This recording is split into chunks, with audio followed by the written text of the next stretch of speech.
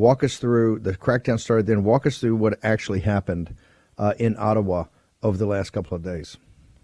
All right. Well, morning, Steve. I may not be smiling today because I'm actually exquisitely upset about everything that's going on, like to the point where I'm gritting my teeth at night and during the day. The clip that you just played, and for the viewers listening to the podcast, was Alexa Lavoie on Twitter, the voice Alexa, the Alexa voice. It's one or the other.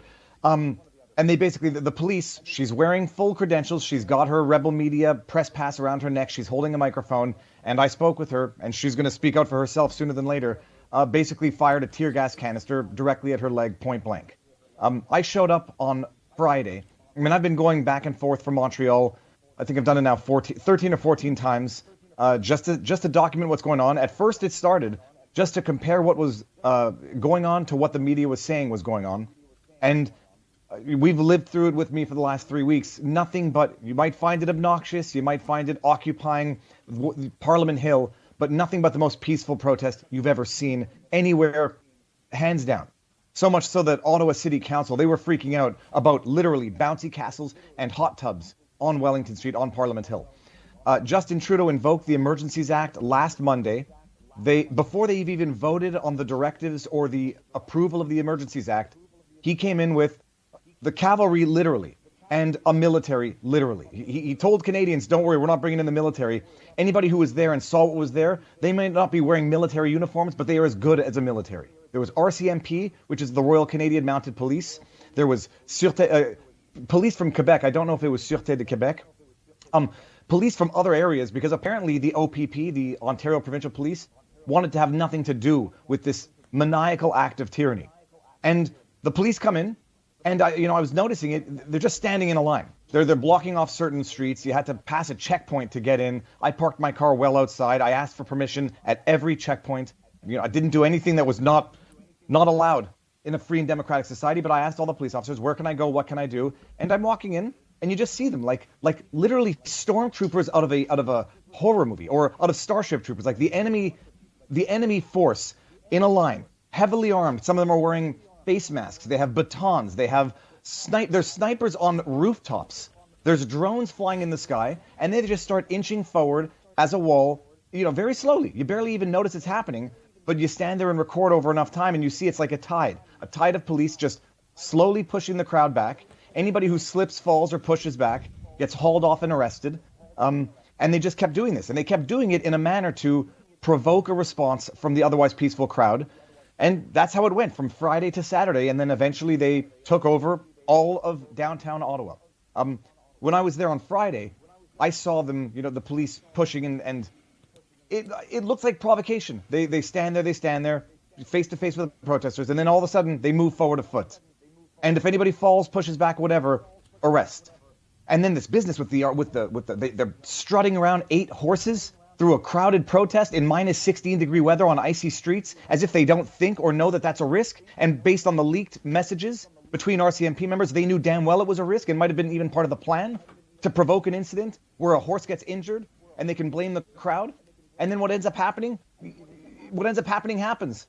The horses start strutting a little too rowdily and trample an elderly woman who happens to be Indigenous, who's there with a stroller or a walker, dislocates her shoulder. At one point, there were rumors that she might have died, but she survived, luckily. Luckily for Justin Trudeau, that he doesn't actually have a death on his hands. But by the grace of God, because the difference between surviving and getting killed by a 2,000-pound horse stomping on you is a matter of luck, not skill. And that's it. This is the Canada that we live in now. Apparently they want to access cell records from anyone within the red zone. They want to freeze bank accounts of anyone who had anything to do with the protest itself.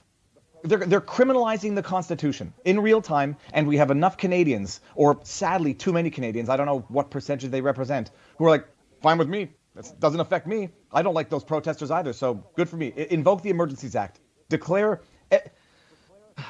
Authorize banks to seize bank accounts with immunity.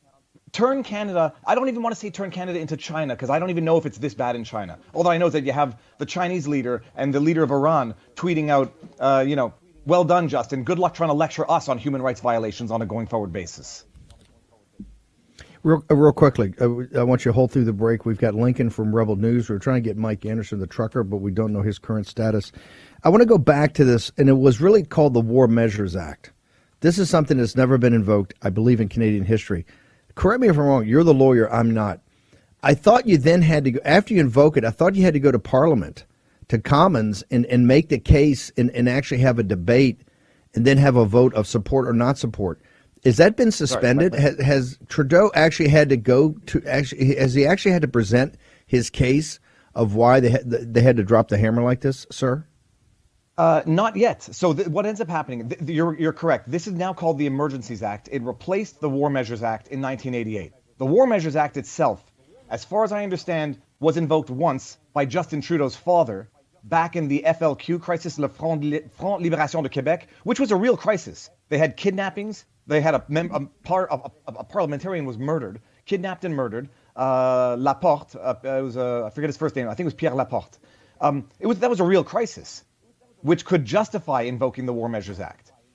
Trudeau's dad went a little too far with it by all accounts, but regardless, this is now called the Emergencies Act. The criteria, by and large, are the same. A national emergency where the provinces lack the resources to address the emergency. They didn't declare this during the Oka crisis, which was a standoff on a reserve just outside of Montreal where a police officer was killed. They didn't declare this during the ice storm in Quebec where people were out of electricity for weeks and months sometimes. They declare it after the Ambassador Bridge had already been cleared. They declare it after 3 weeks of this protest on the basis that there was a national emergency. And the way it works is they declare it, but then they have to ratify it before both the House of Commons and the Senate.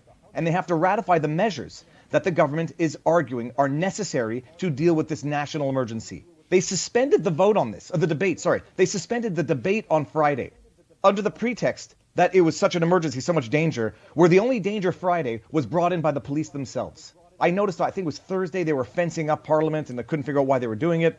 Now it's clear why they were doing it.